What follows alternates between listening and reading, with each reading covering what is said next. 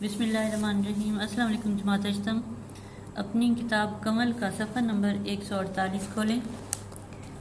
آپ کو یاد ہوگا ہم سبق پڑھ رہے ہیں شہری دفاع۔ یہ 3 حصوں میں ہم نے اس کو تقسیم کیا ہے۔ اس سے پہلے ہم نے اس کا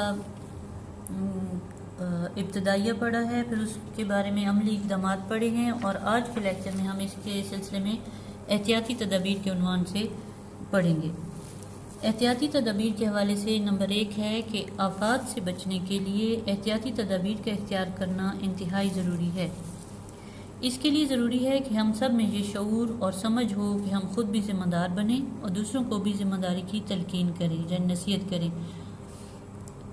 عمارت کو خالی کرانے کے لیے ہنگامی راستوں کے نشانات بہت ضروری ہیں، اور ہر عمارت گھر میں آگ بجھانے کے آلات بہت ضروری ہیں۔ یعنی آپ کو پتہ ہو کہ جب بھی کبھی کوئی ہنگامی حالات ہو جائیں تو کن راستوں سے ہمیں گزرنا ہے، وہاں کی نشاندہی ہونی چاہیے، اور آگ بجھانے کے آلات کا ہونا بھی ہر عمارت میں ضروری ہے۔ اگلا پوائنٹ ہے کہ ابتدائی طبی امداد کے لیے ضروری ساز و سامان ہر اس جگہ، خواہ وہ گھر ہو، دفتر ہو، اسکول یا کوئی عمارت ہو، موجود ہونا اشد ضروری ہے۔ اشد ضروری کا مطلب ہوتا ہے بہت زیادہ ضروری ہونا۔ ابتدائی طبی امداد میں مرہم پٹی کا سامان، جس میں روئی کا پیکٹ، چند ضروری اقسام کی پٹیاں، ٹنکچر، آیوڈین کی بوتل، بورک ایسڈ، زخم پر لگانے والا مرہم اور ایمرجنسی میں دی جانے والی ادویات شامل ہیں۔ یہ سارا سامان آپ کے پاس گھر میں موجود ہونا چاہیے تاکہ کسی بھی ہنگامی حالت کی صورت میں ابتدائی ڈاکٹر کے پاس جانے سے پہلے ابتدائی طبی امداد دی جا سکے۔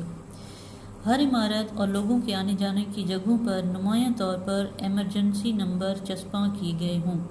یعنی ہنگامی حالات میں ہمیں جن لوگوں کے ساتھ رابطہ کرنا ہے ان کے نمبر ہمارے پاس ضرور ہونے چاہیے، اور وہ سامنے ہی نمایاں طور پر آویزاں کیے جائیں۔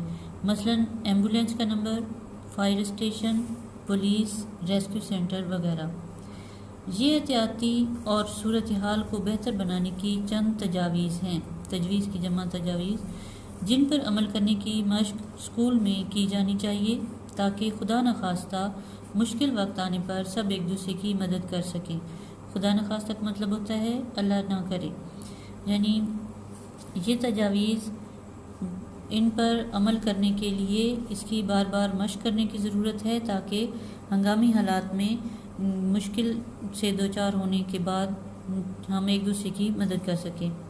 شہری دفاع کا کورس ان کے علاوہ بہت سی مہارتیں پیدا کرتا ہے، مثلاً رسی کی مدد سے اونچائی پر چڑھنا، بلند عمارتوں سے لوگوں کو بغیر سیڑھی کے نیچے اتارنا سکھانا، آگ بجھانے کے مختلف طریقے اور ہلکے ہتھیاروں کو چلانے کی تربیت دینا، جنگ کے دنوں میں خندقیں کھودنا، بمباری کے وقت اپنا اور دوسروں کا بچاؤ کرنا، بلیک آؤٹ کرنا، ملک دشمنوں اور جاسوسوں پر نظر رکھنا بھی اس کورس میں سکھایا جاتا ہے۔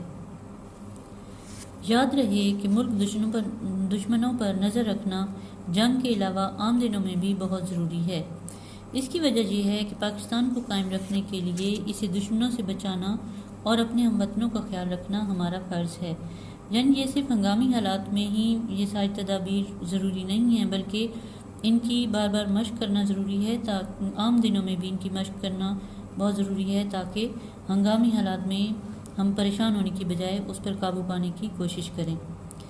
کچھ احتیاطی تدابیر محکمہ شہری دفاع کی ویب سائٹ پر بھی دیکھی جا سکتی ہیں، جو کہ یہ ہے www.civildefense.government.pk۔ یہ شہری دفاع کی ویب سائٹ ہے، اس پر احتیاطی تدابیر ہوتی ہیں، وہ آپ اس پہ چیک کر سکتے ہیں۔ یہ کچھ احتیاطی تدابیر ہیں جو ہنگامی حالات میں ان کو اپنا کر ہم ان حالات پر قابو پا سکتے ہیں۔